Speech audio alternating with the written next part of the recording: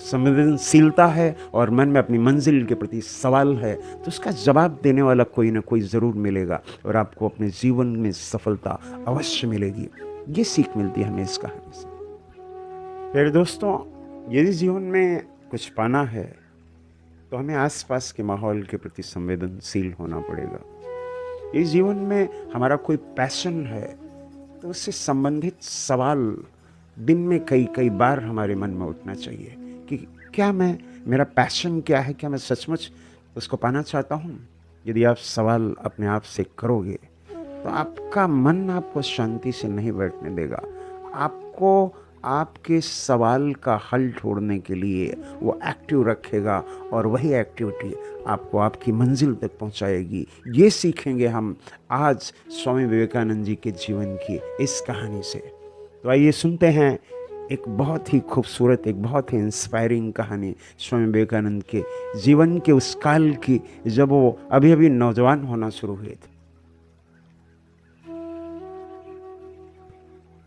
जवानी की दहलीज पर कदम रखते ही स्वामी विवेकानंद जी का मन सवालों से भर गया। वो अपने माता पिता से भगवान के बारे में, ईश्वर के बारे में कहानियां सुनते, ग्रंथों में ईश्वर के बारे में कहानियां पढ़ते, अपने स्कूल के शिक्षकों के द्वारा ईश्वर के बारे में कहानियां सुनते और आसपास के माहौल को देखते तो बड़ा विरोधाभास पैदा होता, क्योंकि ईश्वर the most powerful, the omnipotent, और माहौल बिल्कुल दुखी परेशान लोगों का, भूख से, बीमारी से, लाचारी से तड़पते लोगों का। मन में सवाल उठता कि यदि ईश्वर समर्थ है तो ये असमर्थ लोग इतने तड़प क्यों रहे हैं। तो फिर सवाल पर सवाल उठता कि क्या ईश्वर है, और यदि है तो क्या कोई मुझे दिखा सकता है। ये सवाल जब गहरे उतरा मन में तो परेशान रहने लगे, और जब परेशान रहने लगे तो भटकने लगे संतों के पास, महात्माओं के पास, धार्मिक सभाओं में। जहां भी कोई इंटेलेक्चुअल, कोई इंटेलिजेंट, कोई धार्मिक व्यक्ति ईश्वर संबंधी परिचर्चा करता हुआ दिखाई देता, स्वामी विवेकानंद जी पूछ देते, क्या आपने ईश्वर को देखा है? कि क्या ईश्वर है? यदि है तो क्या आपने देखा है? यदि देखा है तो क्या आप मुझे दिखा सकते हैं? ईश्वर है के सवाल पर तो सब हाँ करते, लेकिन क्या आपने देखा है, क्या आप मुझे दिखा सकते हैं? पर सब चुप हो जाते, क्योंकि वे केवल मानने वाले थे, जानने वाले नहीं। स्वामी विवेकानंद जी परेशान हो जाते, फिर से आगे बढ़ जाते हैं, एक स्थान से दूसरे स्थान, एक मंदिर से दूसरे मंदिर, तमाम संत महात्माओं से मिलते हैं और बस एक ही सवाल, क्या ईश्वर है? यदि है तो क्या आपने देखा है? यदि देखा है तो क्या आप मुझे दिखा सकते हैं? किसी ने सटीक उत्तर नहीं दिया, हर जगह वही गोल मटोल, क्योंकि वे केवल मानने वाले थे, जानने वाले नहीं। ब्लाइंडली मान लेना, जीवन में क्लैरिटी ना होना, ये मूर्खता है। स्वामी विवेकानंद जी कहते थे कि यूं ही मान लेने से अच्छा है नास्तिक रहना, और अगर नास्तिक नहीं रहना चाहते तो जान लेने की पूरी कोशिश में जान लड़ा दो। तो फिर और आगे बढ़े, फिर और आगे बढ़े, और लोगों से मिले। अंत में एक समय ऐसा आया जो कि हर नौजवान की जिंदगी में आता है, निराश हो गए, सोचने लगे कि सब एक जैसा ही उत्तर, कहीं कोई सही उत्तर नहीं। तो क्या सचमुच ईश्वर नहीं है? क्या बस दुनिया यूं ही है? बैठ गए एक शिलाखंड पर। फिर एक व्यक्ति जो उनके संपर्क में थे, उनके टीचर ही थे, उन्होंने बताया कि तुम्हें तुम्हारे प्रश्नों का उत्तर एक जगह अवश्य मिलेगा। कलकत्ता के उत्तर में माँ काली का मंदिर है, वहाँ एक ब्राह्मण पुजारी हैं, नाम है रामकृष्ण परमहंस।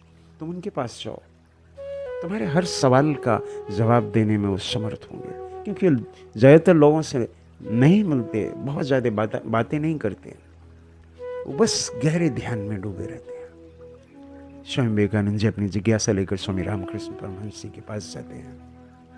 देखते ही रामकृष्ण परमहंस जी पहचान जाते हैं कि ये कोई साधारण नवयुवक नहीं, ये एक तूफानी नौजवान है जिसके अंदर एक तूफान उमड़ रहा है, जो ये सही ढंग से जिसको डायरेक्शन मिल गया, तो फिर ये पूरी दुनिया में हिंदू धर्म का डंका बजा देगा, सच्चाई से सबको अवगत करा देगा।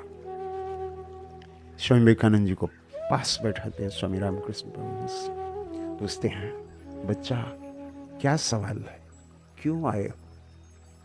स्वामी विवेकानंद जी कहते हैं कि मेरा एक सवाल जिसके लिए मैं दर दर भटका, क्या आप उसका उत्तर दे सकते हैं? रामकृष्ण परमहंस जी कहते हैं, पूछो। कहते हैं, क्या ईश्वर है? बिल्कुल, इसमें कोई शक नहीं। तो क्या आपने देखा है? देखा है?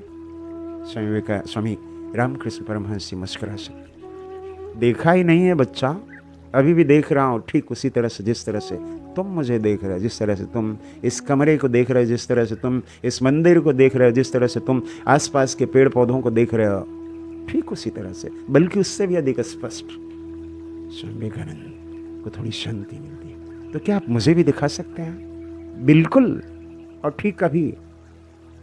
प्यार से पास उठाते हैं, माथे पर, सिर पर हाथ से स्पर्श करते हैं। स्वामी विवेकानंद जी का व्यग्र चेहरा शांत होने लगता है, चेहरे पर एक विशेष प्रकार की आभा, विशेष प्रकार की चमक उद्दीप्त होने लगती है, और धीरे धीरे धीरे धीरे गहरी समाधि में डूबने लगते हैं। और जब समाधिस्थ हो जाते हैं, तब रामकृष्ण परमहंस जी सारे शिष्यों को बाहर कर देते हैं और स्वयं भी बाहर आकर बैठ जाते हैं। सभी इंतजार करते हैं, सबके मन में कौतूहल है कि देखते हैं क्या होता है स्वामी विवेकानंद जी के साथ। 1 घंटा, 2 घंटा, 3 घंटा, 4 घंटा, 6 घंटा, घंटे पर घंटे बीतते जा रहे हैं, लेकिन स्वामी विवेकानंद जी की समाधि है कि टूटने का नाम नहीं ले रही। शिष्य चिंतित हो जाते, क्योंकि बीच बीच में स्वामी विवेकानंद जी के मुंह से अजीबोगरीब शब्द, आवाजें आ रही थी, गहरे कनेक्ट हो गए थे ईश्वर से, और ऐसा लगता था कि जैसे संवाद हो रहा है, बातचीत हो रही है, कन्वर्सेशन हो रहा है बीच बीच में उनके और ईश्वर के बीच में। सारे परेशान बाहर कि पता नहीं क्या हो जाए, कि स्वामी विवेकानंद जी को कुछ हो न जाए।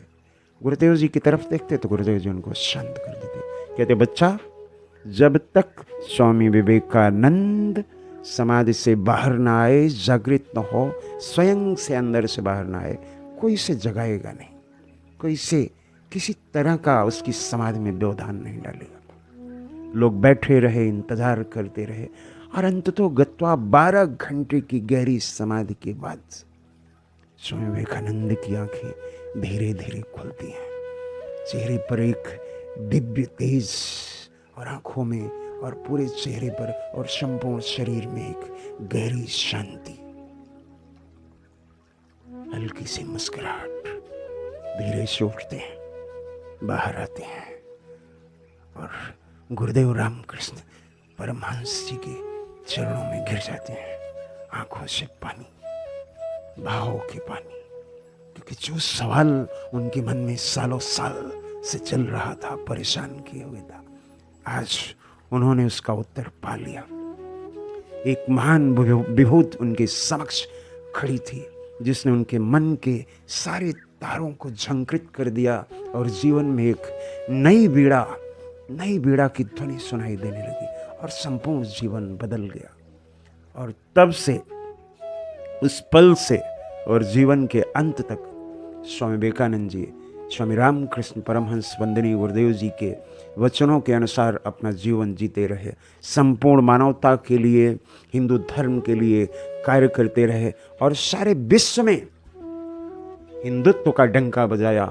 और आज और जब तक धरती रहेगी, तब तक लाखों करोड़ों नौजवानों के इंस्पिरेशन होंगे। तो दोस्तों, यदि पैशन के प्रति हमारे मन में बार बार सवाल उठता है, यदि हम संवेदनशील हैं अपने आसपास के एटमॉस्फेयर के बारे में, माहौल के बारे में, लोगों की ज़िंदगी के बारे में उनसे कनेक्ट हैं, क्योंकि हम सिर्फ अकेले हम नहीं, मैं अर्थात सारी कायनात उससे जुड़े हुए, हम अपने आप को सेपरेट करके जीवित नहीं रह सकते। तो संवेदनशीलता है और मन में अपनी मंजिल के प्रति सवाल है, तो उसका जवाब देने वाला कोई ना कोई ज़रूर मिलेगा, और आपको अपने जीवन में सफलता अवश्य मिलेगी। ये सीख मिलती है हमें इस कहानी से। तो दोस्तों, यदि आपको ये कहानी अच्छी लगी तो आप मेरे चैनल को लाइक करें, सब्सक्राइब करें, शेयर करें। क्लैरिटी रहेगी आपको अपने जीवन में, स्पष्टता, और फिर कोई भी चीज़ परेशान नहीं कर पाएगी। ओम शांति। Thank you.